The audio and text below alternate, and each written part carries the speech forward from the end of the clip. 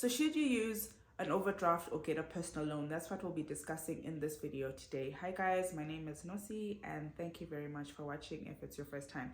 If you are watching me for the second time or more, thank you very much. Please do remember to like and subscribe.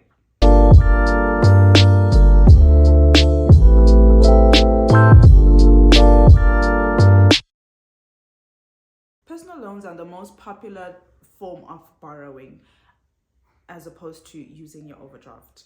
A personal loan is when you go to the bank and you say, okay, cool, you want a loan for 50,000 Rand.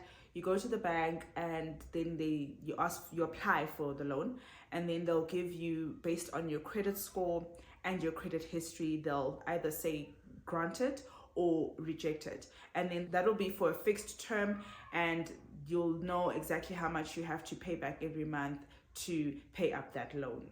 Personal loans are usually used for bigger purchases. So if you want to get a loan for deposit for your home or for a car, then it's a good idea to get a personal loan. Terms to understand when it comes to personal loans are things like the principal amount. So the principal amount is the amount that you are going to go to the bank for. So if you need 50,000 Rand, then the principal amount is the 50,000 Rand. The interest rate is the interest that the bank is going to charge you for giving you the loan. So they'll say maybe they'll charge you 14%. So what that will mean is that you're going to pay 14% of the 50,000 Rand, and that will be the financing cost relating to how much the bank gets for granting you the loan. So they get their money in one, you paying back the principal amount, and they also make money from the finance cost of how much they charge.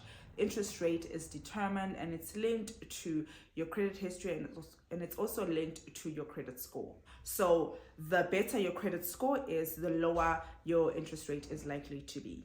Loan term is the duration of how many months, how many installments you have to pay back that loan. We must also understand what a secured loan versus an unsecured loan is. Secured versus unsecured loan. So an unsecured loan is the most common type of loan, which means that there is no asset to sit as a collateral against that loan. So for example, should you default, then the loan provider can then basically repossess that item. So a secured loan is usually like a house. So when you get a house, the bank has collateral against that house. So it's a secured loan. So should you not be able to pay back the loan, it means then they will repossess the house. So that's what secured loan means. Whereas mostly if you go to a bank and you ask for a loan for 50,000 Rand or 20,000 Rand, those are referred to as unsecured loan because there's no asset that they can attach to the loan should you default on payments.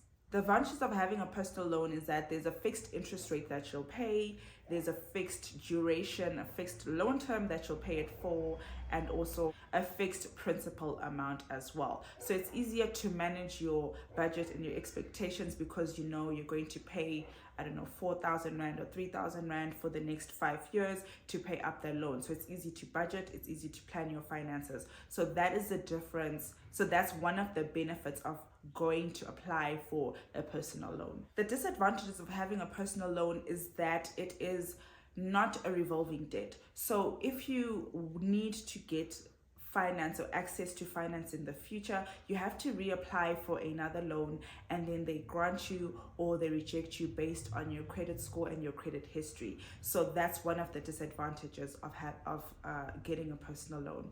Other disadvantage is that the repayments can be high, and also should you fail to make the repayments, this can negatively affect your credit score. So when you get a personal loan, we have to make sure that we're able to make the repayments and we're able to fulfill our financial obligations so that we are not negatively affecting our credit score should we default. Let's talk about overdraft. So an overdraft is a facility that is attached to your current transactional account. It functions as an agreement between you and your lender where you'll be allowed to pay more than what is in your bank currently. How much overdraft is available to you depends on your income and your bank balance. Once you've applied for the overdraft and it's granted, the nice part is that it will always be available to you. So it's sort of like a revolving debt. So as you make the payment, then you have that amount available for you to use again. Remember to make payments. I believe with an overdraft that sometimes they want to just see that there's money coming into your account every day, and then they don't have a problem with you. You can use that money, and then as your salary comes in, they take their charges, and then it's a revolving credit like that. The overdraft facility is nice in that you can use it for any unexpected or unplanned expenses, just like a credit card. So it sort of functions in the same way. You should also make regular deposits into your check account to keep it up to date. So usually, for example, it's linked to your check account and then it's an overdraft facility. So then when your salary comes into your bank account, then a repayment is made for what you've used, and that's how they keep it up to date. Don't forget that it's also a type of a loan. So there will be some fees or something that you'll pay for having this facility available to you. The benefits of having an overdraft is that it's convenient. You have it at your disposal once they grant the overdraft facility, and you can use it as and when you need it. And it is available to you whenever you might need it. So that's the nice part about it, is that it's convenient and it's a revolving credit.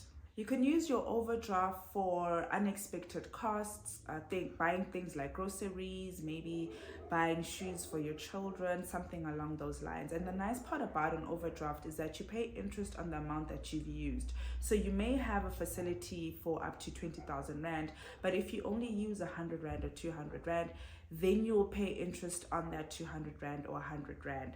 You won't pay interest on 20,000 Rand just because you were given a facility of the 20,000 Rand, but you'll pay the interest on how much you've actually used. One thing that's also nice about having an overdraft is that, say for example, you have a debit order that comes quickly.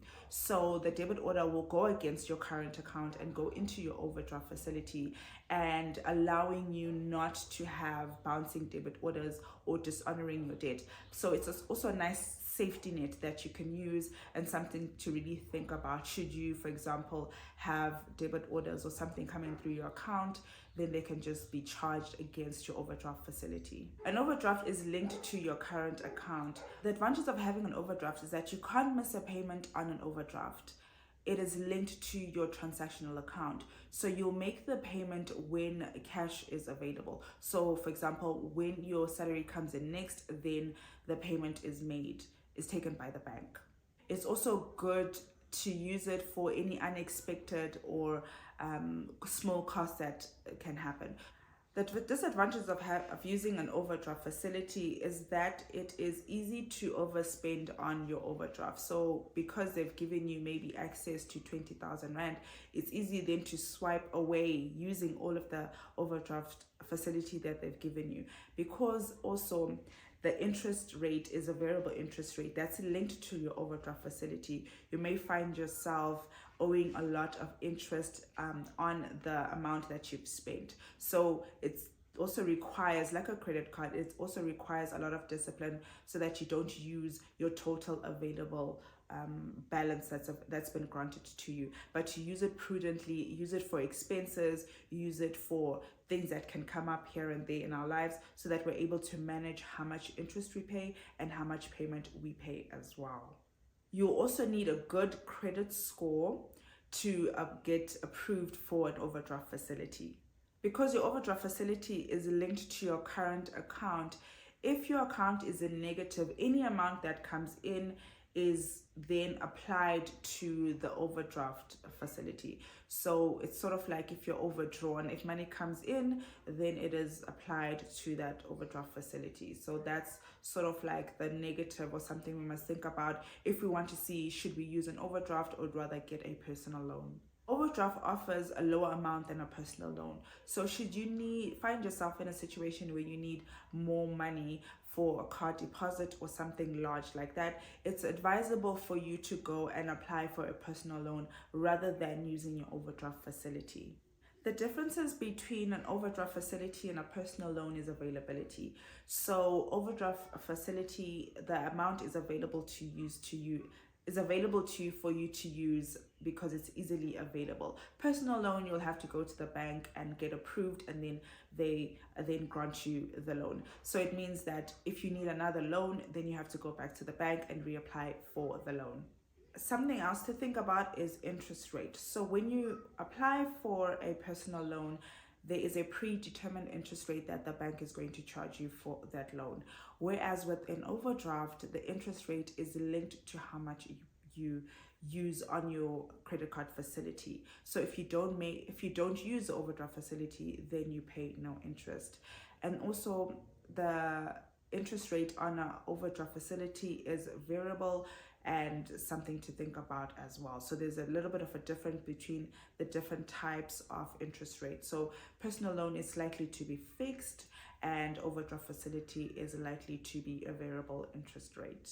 The credit limits on your overdraft facility are also decided when you go and apply to the bank for overdraft facility. So for example, they will give you a facility for 20,000 Rand, whereas the credit limit for a personal loan also is determined by how much you apply to the bank for the personal loan. So the credit limits are sort of predetermined when you apply for it. However, with an overdraft facility, because it's a revolving debt, it's always available for you to use. So if you make payments of the 20,000 Rand, then you have that amount available to use in the future. Whereas with a personal loan, if you want more money, you have to go to the bank and reapply. We must also think about the repayments. So when it comes to repayments of a personal loan, you have to repay it over a specific period of time at a specific amount up until you pay off that loan. Whereas the prepayments of an overdraft facility is whenever you want, and it's also linked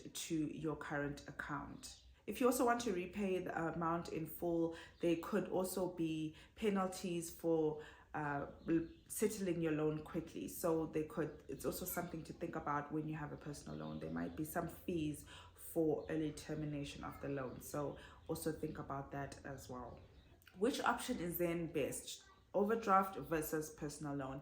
I think that for me, overdraft facility would be good for any unexpected small costs, like wanting to buy groceries or some urgent payment that I need to make. So then I would use the overdraft facility. However, if I want a larger amount, then I would then consider having a personal loan, applying for a personal loan, and rather using that as opposed to using my overdraft facility. So it's something that we must just think about. And thank you so much for watching this video, and I'll see you on the next one.